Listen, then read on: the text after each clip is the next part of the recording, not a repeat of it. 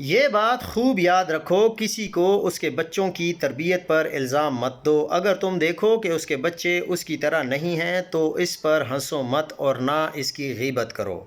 یہ حقیقت قرآن اور سنت سے سبق لیتی ہے۔ حضرت آدم علیہ السلام نے بھی اپنے بیٹوں کی تربیت میں کوئی کوتاہی نہیں کی، مگر پھر بھی ایک بیٹے نے دوسرے کو قتل کر دیا۔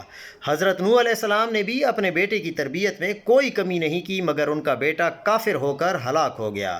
حضرت یعقوب علیہ السلام کے بیٹوں نے بھی اپنے بھائی یوسف علیہ السلام کے ساتھ حسد کیا اور انہیں کنوئی میں پھینک دیا۔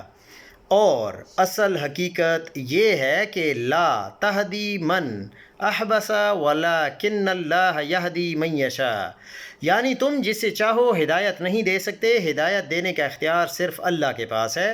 اگر اللہ نے تمہیں نیک اور صالح اولاد عطا کی ہے تو اس کا شکر ادا کرو، یہ تمہاری تربیت کا نتیجہ نہیں بلکہ اللہ کا فضل ہے۔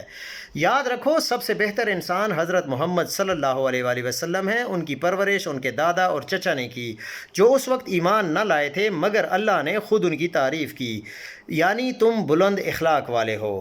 یہ اللہ کی تربیت تھی جس نے اپنے نبی کو پوری انسانیت کے لیے ہادی بنا دیا۔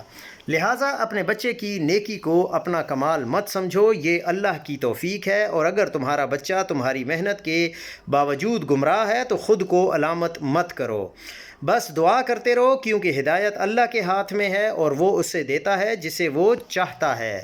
دعا یہ ہے کہ ربنا ہب لنا من ازواجنا و ذریاتنا قرۃ اعین واجعلنا للمتقین اماما۔ اس پر آپ کو شکر ادا کرنا چاہیے۔